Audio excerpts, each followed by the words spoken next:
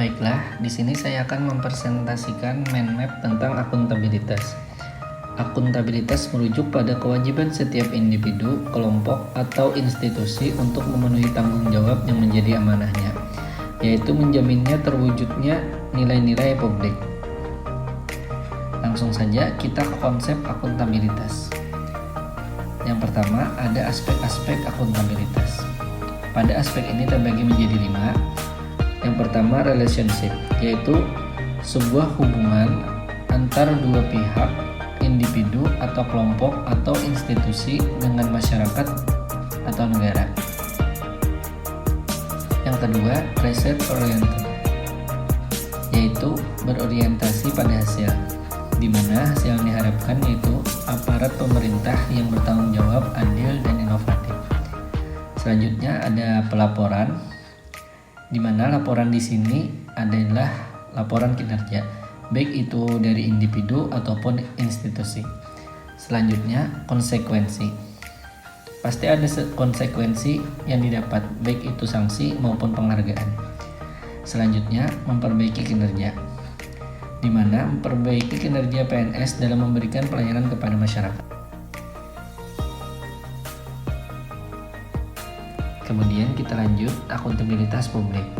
Akuntabilitas publik di sini terbagi menjadi 2. Yang pertama berdasarkan fungsi. Berdasarkan fungsi di sini adanya peran demokratis, peran konstitusional, dan ketiga peran belajar. Sedangkan akuntabilitas publik berdasarkan jenis, yaitu akuntabilitas vertikal dan akuntabilitas horizontal. Selanjutnya, tingkatan akuntabilitas. Tingkatan akuntabilitas di sini yaitu tanggung jawab orientasi pemerintah untuk mewujudkan pelayanan dan kinerja yang adil, responsif, dan bermartabat. Selanjutnya, akuntabilitas organisasi yaitu pelaporan kinerja yang telah dicapai. Kemudian, akuntabilitas kelompok.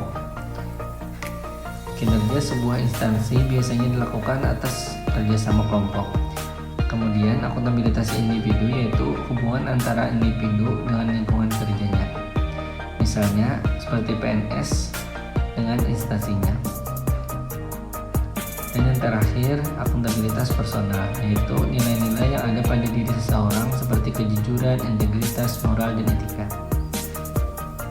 Ya, kita lanjut ke mekanisme akuntabilitas. Mekanisme akuntabilitas di sini terbagi menjadi 3. Yang pertama, saya akan menjelaskan tentang dimensi. Dimensi di sini yaitu akuntabilitas kejujuran dan hukum, akuntabilitas proses, akuntabilitas program, dan akuntabilitas kebijakan. Kemudian yang kedua, alat akuntabilitas, di mana alat-alat di sini seperti perencanaan yang strategis, contohnya seperti RPJP, RPJM, RKP, dan lain-lain.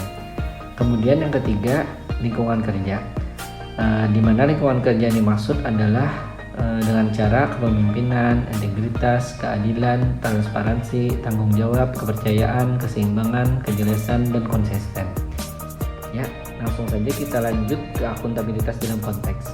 Yang pertama, adanya transparansi dan akses informasi.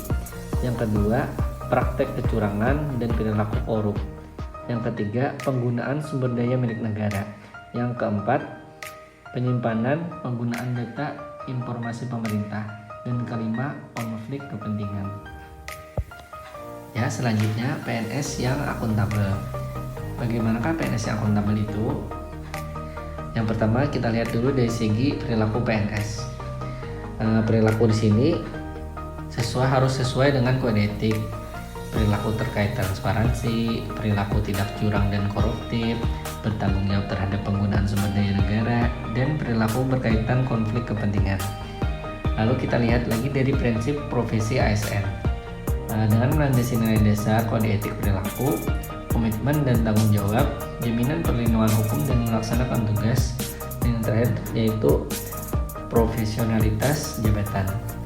Kemudian dilihat dari asas penyelenggara kebijakan, yaitu profesionalitas, keterpaduan, delegasi, netralitas, akuntabilitas, efektif dan efisien, keterbukaan, non-diskriminatif, persatuan dan kesatuan, keadilan dan kesetaraan, dan yang terakhir kesejahteraan. Dan yang terakhir, penerapan akuntabilitas di tempat kerja. Berhubung saya seorang guru, jadi saya akan menerapkan akuntabilitas sesuai dengan profesi saya. Yaitu yang pertama, melaksanakan tugas dan kewajiban sebagai seorang guru. Yang kedua, berkomitmen untuk meningkatkan mutu pendidikan. Dan yang terakhir, selalu belajar. Baiklah, di sini saya akan menjelaskan mind map tentang nasionalisme.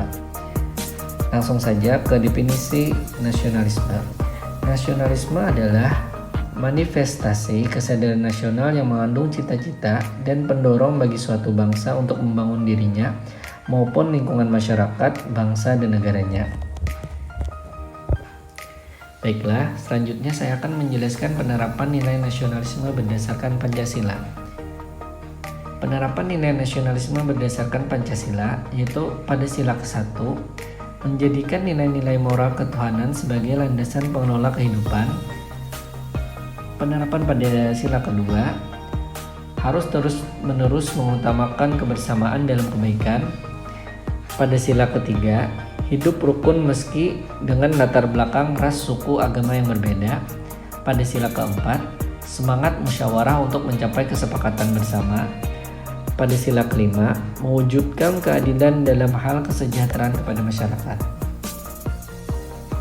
Selanjutnya, saya akan menjelaskan penerapan nilai nasionalisme dalam fungsi ASN. Yang pertama, dalam pelaksanaan kebijakan publik. Fungsi ASN dalam pelaksanaan kebijakan publik yaitu memahami sifat-sifat kebijakan publik supaya dapat menjalankannya secara maksimal. Yang kedua, dalam pelayanan publik. Fungsi ASN dalam pelayanan publik memberi pelayanan kepada masyarakat yang berorientasi pada kepuasan publik sesuai dengan lapang karakter pelayanan yang memuaskan, yaitu ada akurasi, kemudahan layanan, kenyamanan, pelayanan spesifik, pelayanan yang bertanggung jawab, dan kemudahan akses. Dan yang terakhir, perekat dan pemersatu bangsa. Fungsi ASN dalam perekat dan pemersatu bangsa artinya tidak mengikuti organisasi terlarang maupun berpartisipasi dalam pengembangan partai politik. Dan yang terakhir, memahami aspek wawasan Nusantara. Dalam memahami aspek wawasan Nusantara di sini terbagi menjadi 4. Yang pertama yaitu politik, yang kedua sosial dan budaya, yang ketiga ekonomi, dan yang terakhir pertahanan dan keamanan. Sekian penjelasan dari saya. Salah hilap mohon maaf. Wassalamualaikum warahmatullahi wabarakatuh.